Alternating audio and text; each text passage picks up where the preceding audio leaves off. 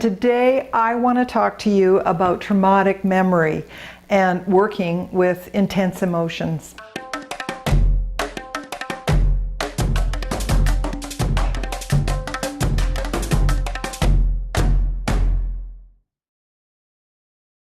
Okay, so let's start with what exactly is trauma.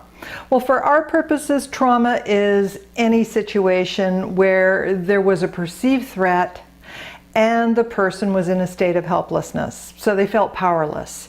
Now that covers a lot of territory when it comes to childhood. And it doesn't even have to be an actual event. You know, the subconscious mind makes no distinction between real and imagined. So even a bad dream can be stored as an actual event subconsciously. So as far as the subconscious mind is concerned, the dream is an actual event. It's just that it's unresolved. It hasn't been completed or finished, just like a real event. And because the subconscious mind is timeless, it doesn't really have a concept of time like the conscious mind, that event is happening still. And it doesn't matter whether the event was real or imagined, it's whether or not the feeling is real. A person with a fear of spiders knows that, you know, a plastic spider is not a real threat. They know that. That's why they think they're crazy. But the fear is real. It's incredibly real. So don't shoot the messenger, okay? You can use a dream to bridge back to locate the causal event by just following the feeling. Now, the younger the child is, the more helpless they are. Just think about an infant. That's about as helpless as you could possibly be, isn't it? So the more helpless a person is, the more likely they are to misinterpret the things that are happening around them and to them. You know, Parkhill said that the subconscious mind has a gift for making mountains out of molehills. I developed a real fear of needles that, you know, tracked all the way back to getting booster shots when I was just a baby, probably about a year old. But it wasn't the needles that scared me. It was Mom handing me over to the nurse, who was a stranger. I thought she was going to give me away. And it really wasn't even a fear of strangers. I thought I was being abandoned. And every child knows this. This is old brain stuff. It knows that it cannot survive on its own, and abandonment is a survival fear. So that got locked in. Now, EFT theory views the problem as a disruption in the energy system of the body. It's a zzzt that occurs. And what it does is it locks in the emotional energy of the event, the perceptions of the event. They get locked into memory. And it actually does feel kind of like a zzzt. There's this charge that happens. And tapping, which is tapping on the meridian points in the body, is a really effective way to release that charge. Now think about it. When you're 2 feet tall and everything else, you know, everything around you is bigger than you. The people are giants. Everything's larger. And that means that the threat is really much larger than it actually is, whether it's real or imagined. It's just blown out of proportion. And that means that the bigger the zzzt that's happening. So the more energy disruption there is, the younger the child. Now, our feelings don't come out of nowhere. They just don't erupt without a reason.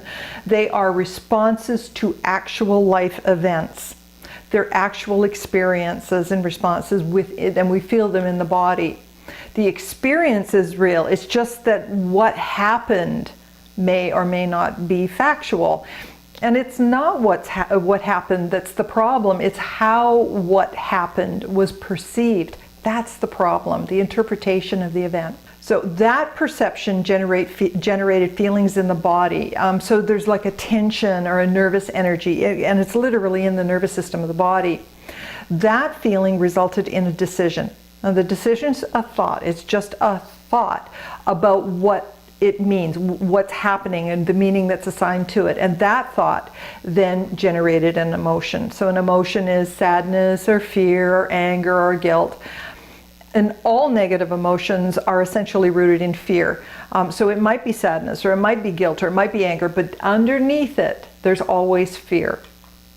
Now, there's nothing wrong with fear. Fear is there for a reason. It's there because the child feels helpless. So the subconscious mind automatically does what it was designed to do. Its prime directive is to protect.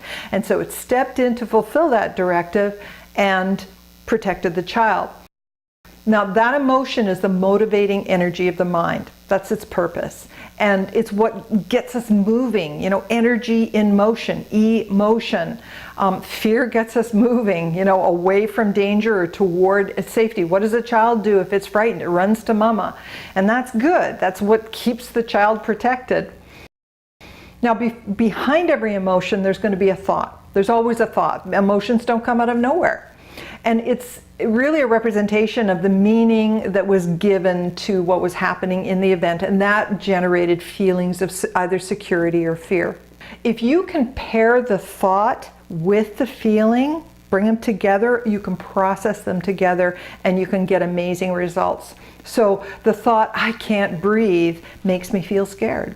The thought, I was bad, makes me feel guilty. The thought, that's not right, makes me feel angry. And what you'll find is that there's fear behind the anger and the guilt. But pairing the thought and the feeling generates insight, and that insight allows more release to happen, so you can process things much more quickly. When you pair the thought and the feeling, what you're going to find is that the subconscious mind kind of does a huh, and the client will start connecting the dots, so you'll get those insights. The biggest insight is the oh my God moment. And that's the moment when the client realizes, oh, I've been doing it to myself. Every time I say that to myself, every time I think that thought, I feel this way, I feel terrible, I feel scared, I feel guilty. That realization restores their sense of choice.